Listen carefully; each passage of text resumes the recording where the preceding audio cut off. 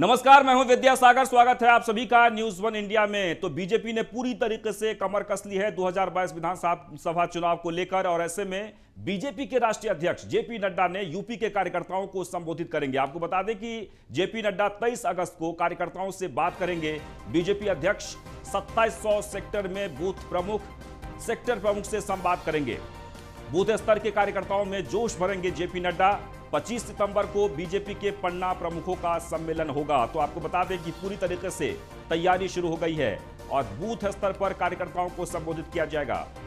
Party के राष्ट्रीय अध्यक्ष जेपी नड्डा खुद सभी बूथ स्तर कार्यकर्ताओं को संबोधित करेंगे। खासकर सेक्टर प्रमुखों को, बूथ अध्यक्षों को जेपी नड्डा वर्चुअली संबोधित करेंगे किसी एक स्थान पर जाकर, और फिर सभी से वर्चुअल जुड़कर फिर संवाद करेंगे। तो बूथ स्तर के कार्यकर्ताओं में जोश भरेंगे जेपी नड्डा। आपको बता दें कि 25 सितंबर को बीजेपी के पन्ना प्रमुखों का सम्मेलन होगा। पूरे उत्तर प्रदेश में बूथ स्तर के कार्यकर्ताओं में जोश भरा जाएगा और इसके लिए बीजेपी के राष्ट्रीय अध्यक्ष जेपी नड्डा खुद 23 अगस्त को कार्यकर्ताओं से बात करेंगे। 2700 सेक्टर में बूथ प्रमुख, सेक्टर प्रमुख से संवाद करेंगे जेपी नड्डा। बूथ स्तर के कार्यकर्ताओं में जोश भरेंगे। तो आगामी विधानसभा चुनाव को लेकर हर मोर्चे पर एक विशेष कोशिश।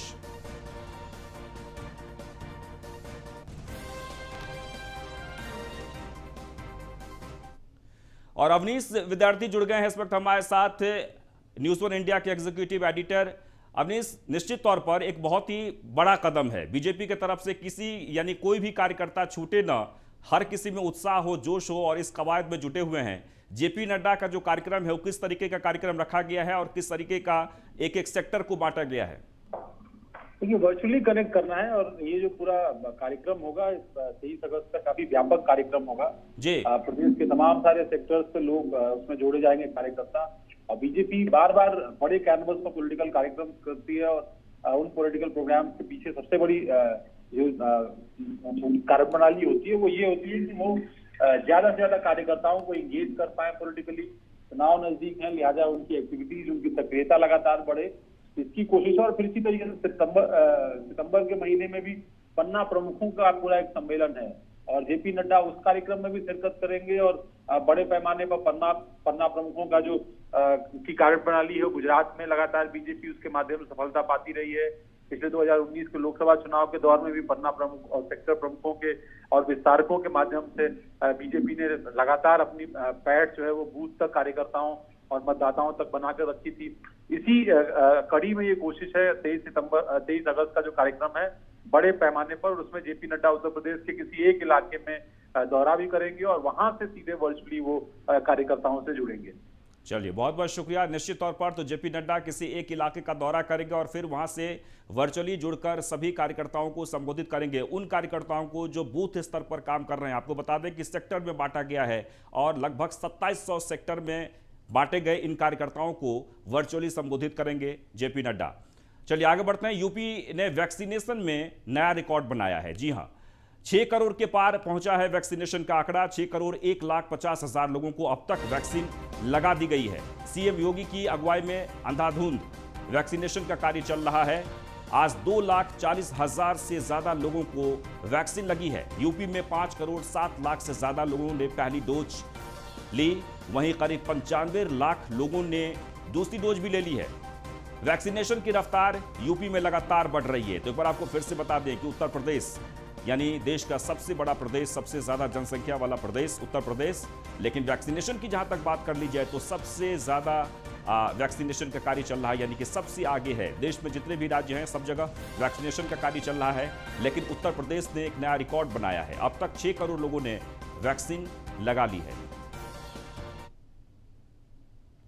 तो वैक्सीनेशन में यूपी नंबर 1 पर है और इस पर सीएम योगी ने ट्वीट किया है। क्या कुछ लिखा, हम आपको दिखाते हैं। प्रिय प्रदेशवासियों, प्रदेश में अब तक कोविड वैक्सीन की 6 करोड़ से अधिक डोज लग चुकी है। यह ऐतिहासिक कार्य आदरणीय प्रधानमंत्री जी के मार्गदर्शन, केंद्र सरकार के सहयोग, प्रदेशवासियों की सहभागिता व हमारे स्वास्थ्य कर्मियों के भागीरथी प्रयासों का सुफल है। आप भी लगवाएं टीका जीत का।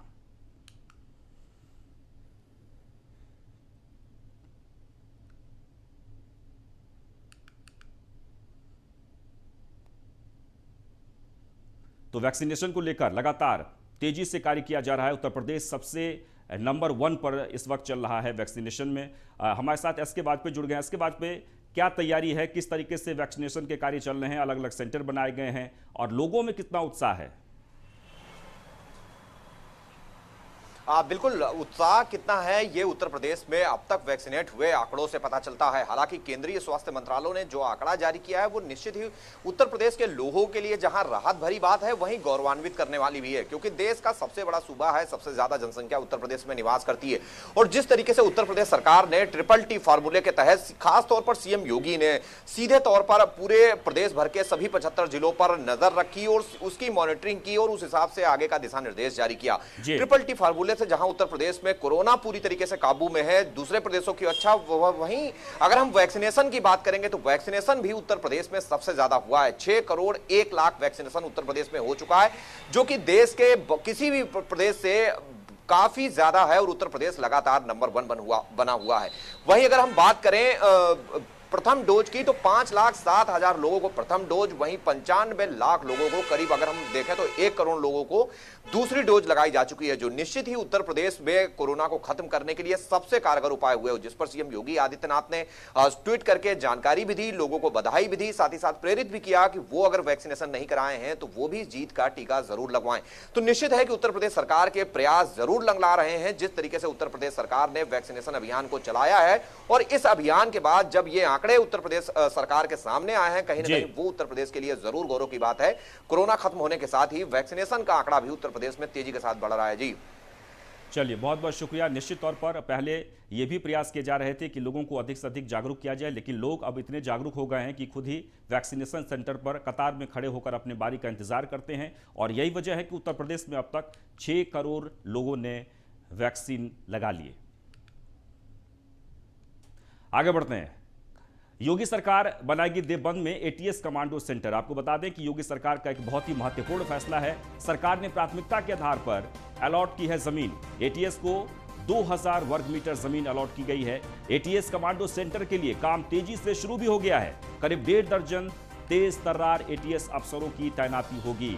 तो अब तक का सबसे बड़ा कदम सरकार की तरफ से उठाया गया है एटीएस कमांडो सेंटर के लिए। आपको बता दें कि देवबंद में इसका निर्माण किया जाएगा और इसके लिए सरकार ने जमीन भी अलॉट कर दी है। जी हां, 2000 वर्ग मीटर में ये कमांडो सेंटर का निर्माण किया जाएगा और लगभग जितने भी तेज तर्रार अफसर हैं वो वहां पर उनकी तैनाती की जाएगी। सरकार ने प्राथमिकता के आधार पर जमीन भी अलॉट कर दी गई है और आपको बता दें कि वहां पर कार्य भी शुरू कर दिए गए हैं। एटीएस को अलॉट की है 2000 वर्ग मीटर जमीन। एटीएस कमांडो सेंटर के लिए काम तेजी से शुरू कर लिया गया है। और इस मामले में नेता प्रतिपक्ष राम गोविंद चौधरी और कांग्रेस नेता आराधना सिंह का क्या कुछ कहना है, सुनिए। कराने के लिए और भाजपा के सरकार के पास कोई मुद्दा ही नहीं है। वो हर मुद्दा चाहती है किसी तरह से इस देश में दंगा भड़काना। और देवबंद एक अंतर्राष्ट्रीय संस्था है, शिक्षा देती है, सामाजिक शिक्षा देती है, धार्मिक शिक्षा देती है, सद्भावना की शिक्षा देती है। तो वहाँ पर ये ऐसा कमांड सेंटर नहीं होना चाहिए। नहीं होना चाहिए। लखनऊ क्यों नहीं बना? लखनऊ हेडक्वार्टर है ना, लखनऊ बनाना चाहिए। अब जिस तरह से अगर देवबंद एक संगठन है जहाँ पे शैक्षिक संगठन भी है और एक धर्म विशेष से उसका जुड़ाव भी है, पर वहाँ कई सारे रिसर्च और इस तरह की चीज़ें भी होती रही हैं। सरकार वहाँ पर क्यों, किस उद्देश्य से वहाँ कमांडो सेंटर लाना चाहती है, ये नियत तो सरकार ही अपनी स्पष्ट कर सकती है। पर मैं इतना ही कहूँगी कि ये सारी चीज़ें, ये सारे मुद्दे, ये सारे डेवलपमेंट की बातें इस तरह की समय पर चुनाव के आने के पहले ही सरकार को क्यों ले जा रहा है? 4.5 साल पहले, पूरा 4.5 साल वर्ष बीत गया, इस तरह का कोई घोषणा सरकार ने नहीं करी, इस तरह का कोई सेंटर डेवलप करने की बात नहीं करी। तो आखिर क्या वजह है कि जब 6 महीने से भी कम समय बाकी रह गया, तो क्या उद्देश्य है इसके पीछे कि सरकार ने इस तरह की अगर कोई योजना रखी है, मैं मानती हूँ कि सरकार की नीयत साफ नहीं है। और वहीं इस पूरे मामले पर डिप्टी सीएम केशव प्रसाद मौर्य का क्या कुछ कहना है, वो भी सुनिए। देवबंद को अगर एटीएस का कमांड सेंटर बन रहा है तो उसको गलत भाव से कोई अलग प्रकार से नहीं देखा जाना चाहिए। देवबंद भारतीय जनता पार्टी का गढ़ है, वहाँ पर इस समय हमारे भारतीय जनता पार्टी के विधायक भी हैं और सरकार का फोकस है कि जो प्रदेश की सीमा से जुड़े हुए क्षेत्र हैं उनको भी दृष्टिगत रख करके जो कदम उठाने की जरूरत है वो उठाया जाए, तो उसको गलत भाव से नहीं लेना चाहिए। जहाँ संदिग्ध गतिविधि है वहाँ पे कमांड सेंटर बनेगा तो इसका वेलकम होना चाहिए, इसके लिए बधाई देना चाहिए, तो और अच्छी बात। चलिए आगे बढ़ते हैं। 9वीं से 12वीं तक के बच्चों के स्कूल खुल गए हैं। आगरा में अप्सा द्वारा सभी स्कूलों में तैयारियां पूरी कर ली गई हैं। अप्सा अध्यक्ष और प्रिलूड पब्लिक स्कूल के डायरेक्टर डॉक्टर सुशील गुप्ता ने प्रदेश सरकार के निर्णय का आभार व्यक्त किया है। देखिए इस रिपोर्ट में।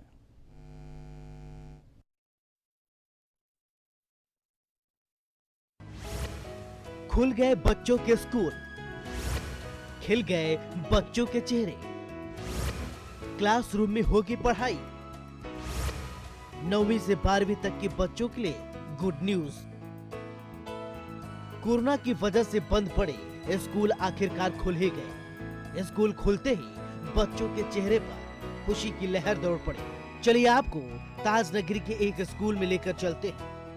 हम इस समय प्रिलूड पब्लिक स्कूल में खड़े हैं, जहां आप देख सकते हैं ये बच्चे खड़े हैं और स्कूल में किस तरह से पालन किया जा रहा है। ये पूरे बच्चे हैं, यहाँ से देख सकते हैं ये बच्चे इंतजार कर रहे हैं और यहाँ से ये बच्चे बिल्कुल गोल घेरे में खड़े हैं और इस तरह से बच्चे आएंगे। और क्लास 9 से 12 तक के विद्यालय पढ़ाई के लिए पूरी तरीके से खुल गए हैं। इसके मद्देनजर अप्सा द्वारा सभी स्कूलों में तैयारियां पूरी कर ली गई हैं। अप्सा अध्यक्ष और प्रीब्लू पब्लिक स्कूल के डायरेक्टर डॉक्टर सुनील गुप्ता ने प्रदेश सरकार के निर्णय का आभार व्यक्त किया है।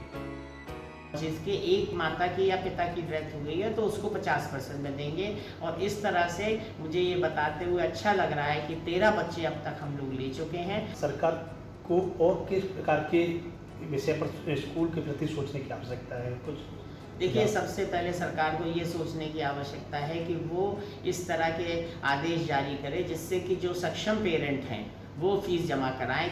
उत्तर प्रदेश सरकार ने कक्षा 9 और कक्षा 12वीं तक के सभी स्कूल खोलने की अनुमति दी गई है। स्कूल को 2 शिफ्टों में चलाने की मंजूरी मिली है। लंच के समय स्कूल के बच्चे स्कूल के कक्ष में ही लंच करने की भी अनुमति दी गई है। पढ़ाई के समय कोविड प्रोटोकॉल के नियमों का पालन किया जाएगा। सोशल डिस्टेंसिंग के साथ सभी विद्यार्थियों और शिक्षकों को मास्क लगाना अनिवार्य किया गया है। सरकार से अपील की गई है कि जिन स्कूल में बैठने की काफी समुचित व्यवस्था है उन स्कूलों को एक शिफ्ट में चलने की अनुमति दी जाए और क्लास 1 to 8 स्कूल के इसी प्रोटोकॉल के तहत स्कूल खोलने की अनुमति दी जाए। इसमें अभी कोई ऐसी प्रॉब्लम नहीं। हम सारे students sitting at some distance, we are following all the rules. सब ने मास्क भी लगाया हुआ है और हैंड्स भी सैनिटाइज करके आते हैं। स्कूल खुलने से अब बच्चों की पढ़ाई लिखाई अच्छी होगी, क्योंकि ऑनलाइन पढ़ाई में बच्चों को काफी दिक्कतों का सामना करना पड़ रहा था। न्यूज़ 1 इंडिया के लिए आगरा से कृष्णा त्यागी की रिपोर्ट।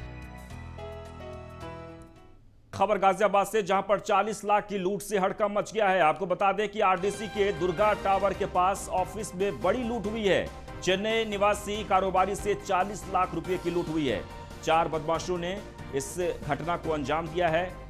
फरार आरोपियों को लगातार कविनगर थाना क्षेत्र के पुलिस तलाश रही है। तो एक बार आपको फिर से बता दें कि कविनगर थाना क्षेत्र के आरडीसी की घटना है, जहां पर 40 लाख रुपए की लूट हुई है। दरअसल एक कारोबारी से ये लूट हुई है। फिलहाल पुलिस लगातार इस मामले में गहनता से छानबीन कर रही है। आरडीसी के दुर्गा टावर के पास ऑफिस में बड़ी लूट हुई है। चेन्नई निवासी कारोबारी से 40 लाख रुपए की लूट हुई है। एक बार आपको फिर से बता दें, गाजियाबाद का ये मामला है। 4 बदमाशों ने इस घटना को अंजाम दिया। फिलहाल सभी फरार हो गए, लेकिन पुलिस लगातार मुस्तैदी से छापेमारी की है।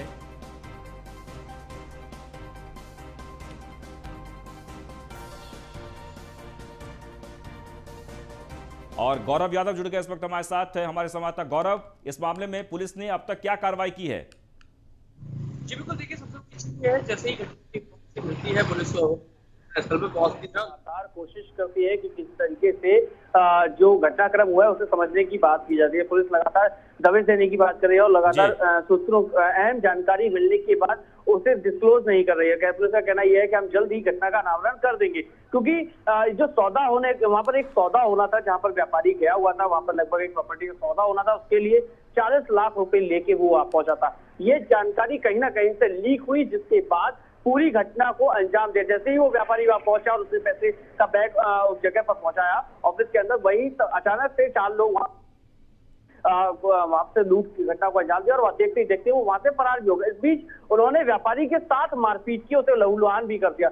सबसे बड़ी चीज ये है कि जैसे ही बैग अंदर पहुंचा ऑफिस में, तुरंत वो 4 लोग वहां पर पहुंच गए। यानी कि कहीं ना कहीं ये इंफॉर्मेशन पहले से लीक हो चुकी थी कि आखिर यहाँ पर आज एक सौदा होने वाला है, उसमें भारी मोटी रकम भी आने वाली है।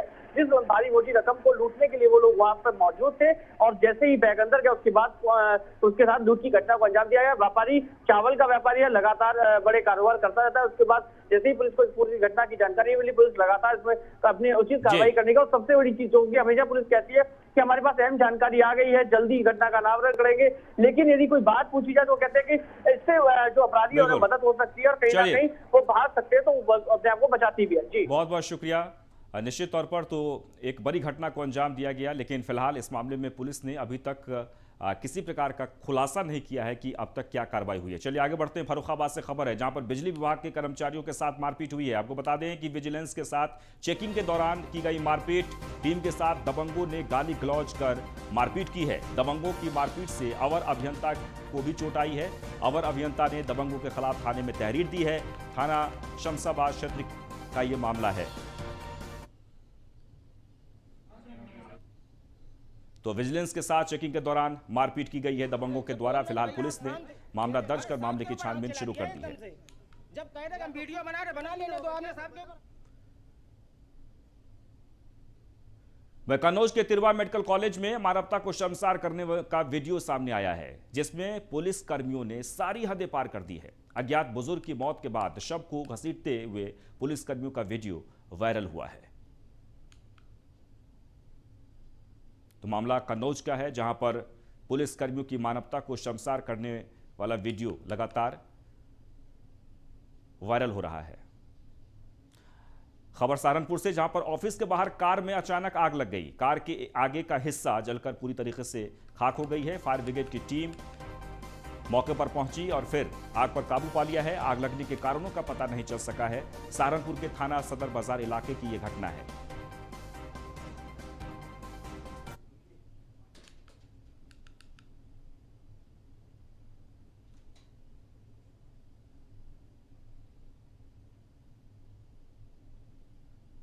खबर कानपुर से, जहां पर युवक को छेड़छाड़ करना भारी पड़ गया। जी हां, 20 सड़क पर महिला ने डंडे से मनचले की पिटाई कर दी। पिटाई का वीडियो सोशल मीडिया पर लगातार वायरल हो रहा है। महिला से आए दिन छेड़छाड़ करता था यह युवक। पनकी थाना क्षेत्र के रतनपुर कॉलोनी का मामला है। तस्वीरों में आप देख सकते हैं, एक युवक को महिला के साथ छेड़खानी करना भारी पड़ गया। 20 सड़क पर युवक की जमकर पिटाई कर दी गई।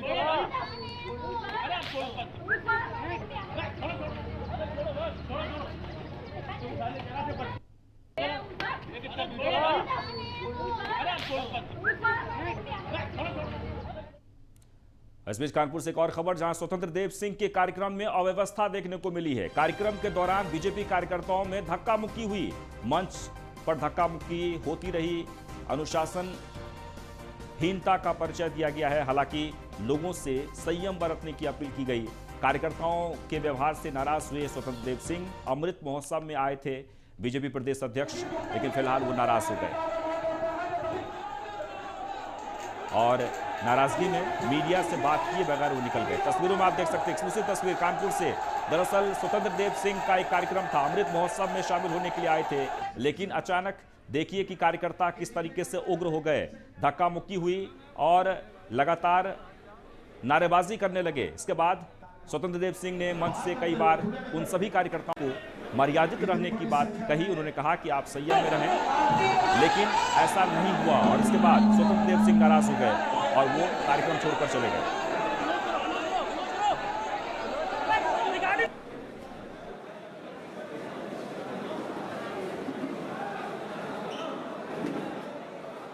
सूरज पांडे जुड़ गए इस वक्त हमारे साथ। हमारे संवाददाता सूरज, किस बात को लेकर कार्यकर्ता उग्र हो गए, धक्का मुक्की होने लगी? जी आपको बता दें कि कानपुर के नौबस्ता में स्थित एक निजी गेस्ट हाउस में अमृत महोत्सव का आयोजन किया गया था, जहां उत्तर प्रदेश के प्रदेश अध्यक्ष स्वतंत्र देव सिंह कार्यक्रम में शामिल होने पहुंचे थे। इस दौरान भाजपा के कार्यकर्ता इतना उत्साहित हो गए कि वो जमकर हंगामा करने लगे और नारेबाजी करने लगे। वहीं मंच से स्वतंत्र देव सिंह इस बात का संबोधन करते रहे कि वो लोग शांत हो जाए, हंगामा बवाल ना करें। ऐसे में भाजपा के कार्यकर्ता जिस तरीके से चाल चरित्र और सम्मानजनक के नाम से जाने जाते हैं, ऐसे में इनका जो ये उपद्रव था इसे देखते बन रहा था। खुलेआम कुर्सियों को फेंकते हुए भाजपा कार्यकर्ता नजर आए। इस दौरान सबसे बड़ी बात यह रही कि भाजपा प्रदेश अध्यक्ष स्वतंत्र देव सिंह ने अपना जो संबोधन था वो थोड़ी देर पहले ही खत्म कर दिया और जाकर वो मंच पर बैठ गए। मगर भाजपा कार्यकर्ताओं की हूटिंगबाजी और नारेबाजी बंद नहीं हुई, तो वो मंच से उतरे और बीच कार्यक्रम में ही बिना मीडिया से बात किए हुए ही वहां से निकल गए। जी चलिए, बहुत बहुत शुक्रिया।